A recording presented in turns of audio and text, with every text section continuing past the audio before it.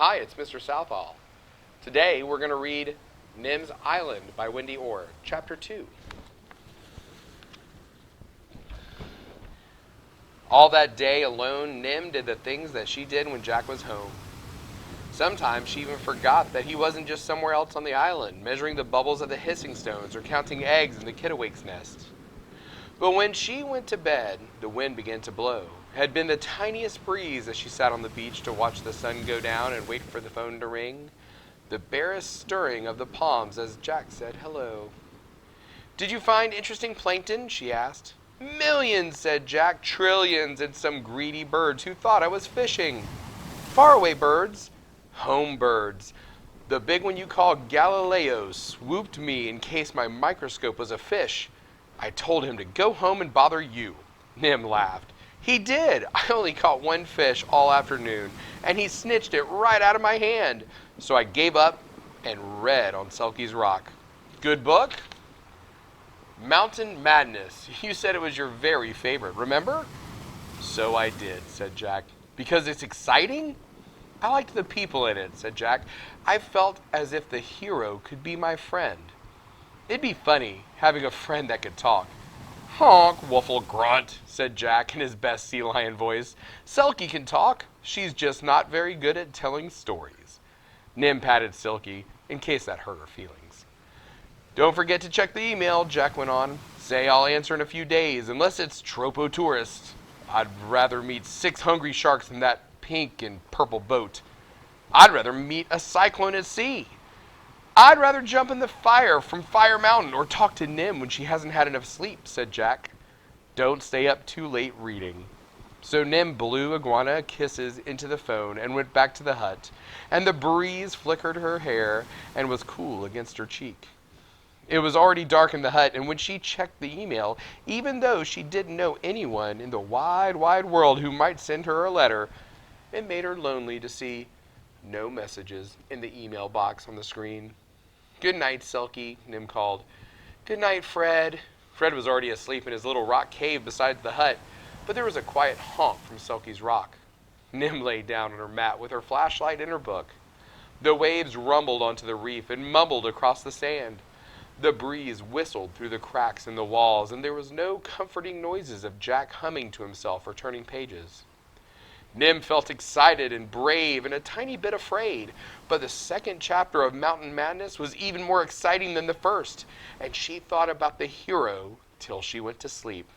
The wind grew stronger. It howled at the door and screamed through the windows. It laughed at Nim because Jack wasn't there, and she didn't know if it was just teasing her or was going to grow to a tree-throwing, hut-smashing storm. She switched on the flashlight and crept outside. The clouds were scudding across the moon. The stars had disappeared, and there was a lashing of rain. Nim stumbled and nearly dropped her flashlight. But she could see Selkie's shape darker than the night, and heard her bark deeper than the wind. Selkie nuzzled Nim's shoulder and curled tight around her.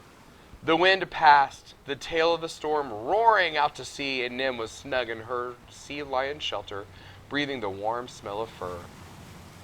Next morning, coconuts were scattered over the beach, and the hut had a dent in the roof, but the solar panel was safe, and the satellite dish sitting above the hut like a flat white coconut was still waiting for messages to bounce across the world and into Jack's email. Inside the hut was gritty with sand. Mountain Madness had blown open, and a piece of newspaper Jack had used as a bookmark was stuck against the wall. Nim tucked it back inside the cover and started cleaning the hut. She shook her sleeping mat outside the door, swept out the sand, and used a scrap of old t-shirt to dust the laptop and Jack's science stuff, her polished driftwood, a threaded wreath of shells, and a picture of her mother. Her mother had bright, clever eyes and a wide, funny smile. She looked happy, excited, because it was the morning she went diving to investigate the contents of the blue whale's stomach. Nim put the photo back on the shelf.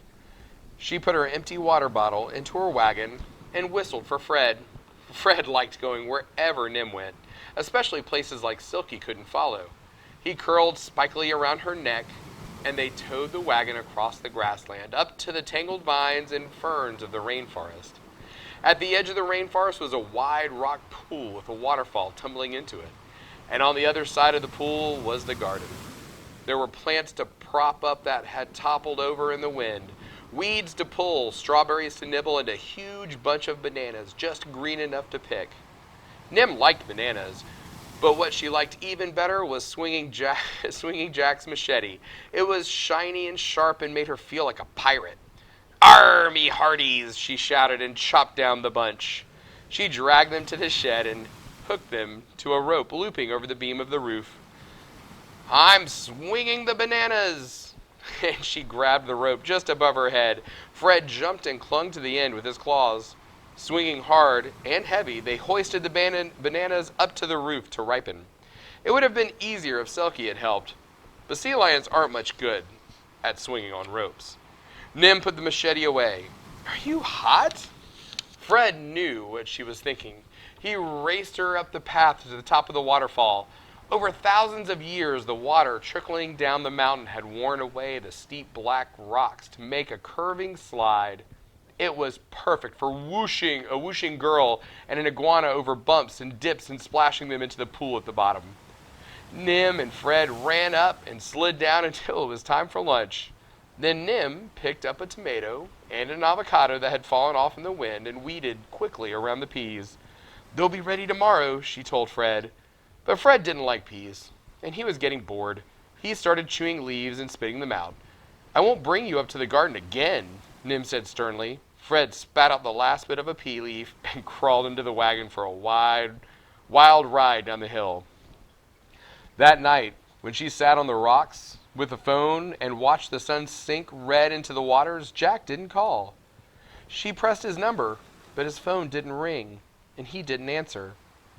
She checked the email, and there was nothing there either.